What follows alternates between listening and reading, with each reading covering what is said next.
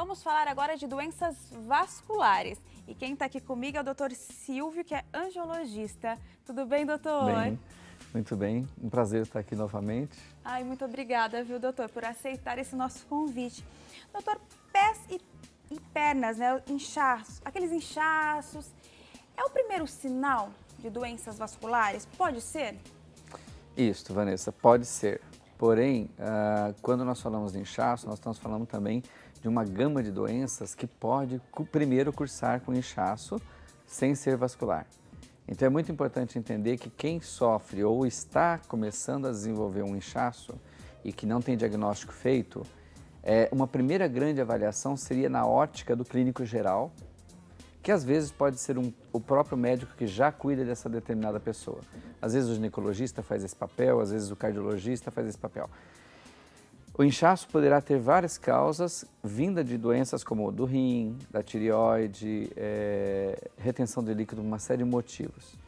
Aí entre esses inchaços, aí sim podemos encontrar os inchaços de causas vasculares. Então não é exclusivamente vascular, mas ele pode ser a manifestação de uma primeira, ou melhor, pode ser uma primeira manifestação de diversas doenças. Nossa, e como que eu sei se é vascular, doutor? É muito amplo o raciocínio diagnóstico sobre inchaços, né? Então, por isso que nós dissemos que a primeira abordagem seria a do próprio clínico geral, que pode checar as funções básicas, digamos assim, reguladoras dos volumes, dos líquidos no nosso organismo. Quando nós começamos a checar, nós vamos fazendo uma triagem das possíveis causas, você vai reduzindo as opções. Então, você elimina problemas renais, você elimina problemas cardíacos. Muito bem. Uma atenção, aliás, também uma orientação que eu costumo dar para os pacientes é assim, geralmente os inchaços vasculares, eles têm uma tendência muito grande de acometer um membro só. Geralmente, quando o inchaço já de início veio para os dois membros, no caso, vamos falar de pernas, que é o mais comum, é comum que não seja vascular. Seja uma retenção de líquido por outro motivo qualquer, e claro, esse líquido retido vem para as pernas, aparece primeiro como inchaço nas pernas, mas geralmente é dos dois lados, tem uma aparência semelhante dos dois lados, é mais comum que esse inchaço não seja vascular. Agora, vamos supor uma pessoa que de repente numa manhã amanhece com uma perna só inchada. Evidentemente a outra não. Esse tem grande chance de ser um inchaço vascular. Vascular. Isso. E o formigamento na perna tem a ver também, doutor, ou não? Aquele formigamento que às vezes a pessoa sente, além do inchaço, pode ser também? O formigamento ele também está mais ou menos dentro desses sintomas inespecíficos. Porém, ele pode acompanhar doenças que produzem inchaço e produzem formigamento. Vamos pegar um exemplo. Pessoas com patologia de coluna, começa a ter um agravamento. Essa pessoa vai se mobilizar menos, tende a inchar as pernas e acompanhar de formigamento. Então, não é porque incha que vai formigar ou vice-versa, mas podem acompanhar-se, né? Em doenças vasculares, o mais comum dos formigamentos é associar às doenças arteriais, às dificuldades circulatórias de irrigação, não de retorno. Mas, assim mesmo, o formigamento não é o sintoma mais importante. Mas existem também várias doenças vasculares, né? Quais são, assim, as mais comuns? Porque são várias, né? Ok. Nós podemos dividir de certa forma fácil até isso. No sistema arterial, ou seja, o sistema que distribui sangue oxigenado para a periferia,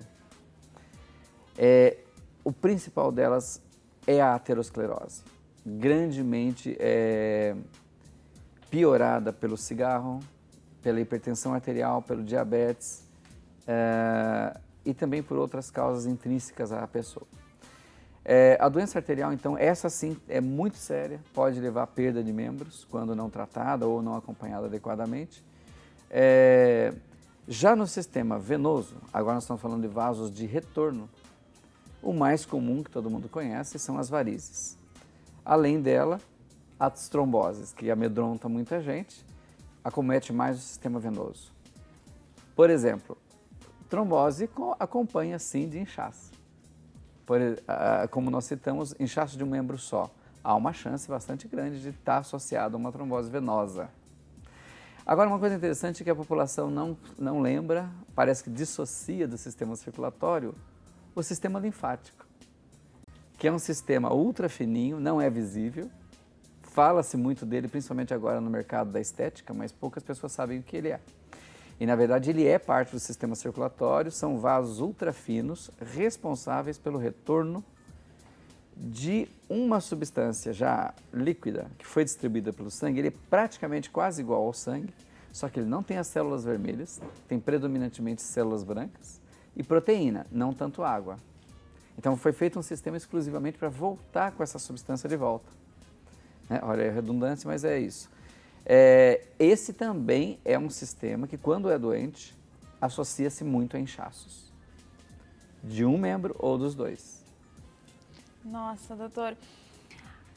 E a alimentação ruim também, sedentarismo, isso também pode ocasionar essas doenças. Olha, Vanessa, eu diria o seguinte, que o sedentarismo, ou então vamos traduzir para imobilidade. A imobilidade se associa, sim, a uma grande parte dos problemas circulatórios. Às vezes como causa, entre aspas, porque a causa, na verdade, ela é intrínseca ao organismo, mas, ou então a piora. Então, a imobilidade pode, sim, participar agravando certos problemas circulatórios, tanto arterial, como venoso, como linfático. Então, a imobilidade ou sedentarismo tem um componente muito importante nisso. A alimentação, ela vai ter uma influência sempre em qualquer coisa da nossa saúde, isso é fato. A alimentação saudável sempre vai favorecer qualquer também problema que nós temos. Mas, nesse caso da circulação, ou melhor, desculpe, dos inchaços, a alimentação já desbalanceada, rica em sal, em outros tipos de substâncias, às vezes presente na alimentação industrial, de alguma maneira pode participar da formação de inchaços e outros desconfortos de perna. Doutora, voltando na trombose, dentro da trombose pode ocasionar uma embolia pulmonar, né? Como que funciona isso? Qual que é a ligação? Como que a gente detecta isso? Porque a embolia também é super perigosa, ela né? Pode ser mata. mortal. Pode ser mortal. Pegando carona na imobilidade e no sedentarismo que você trouxe, a trombose venosa ela é uma ocorrência, ou seja, uma formação de coágulo em lugar errado.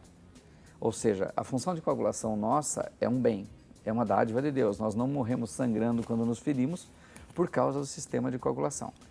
Quando a coagulação ocorre aleatória num vaso que não deveria ter um coágulo, então a isso nós damos o nome de trombose. Geralmente ocorre nos membros inferiores, nas pernas e coxas. Essa trombose tem uma associação muito grande com a imobilidade. Ela escolhe, mesmo uma pessoa que teria de qualquer maneira uma tendência para trombose, ela escolhe ainda assim um momento de imobilidade para ocorrer. Então é um contabilista que passou o fim de semana todo preparando o imposto de renda dos clientes para segunda-feira, é o viajante dentro de um avião por 12 horas, 10 horas, que não se mobiliza. Então ela pode se formar assim, dessa maneira.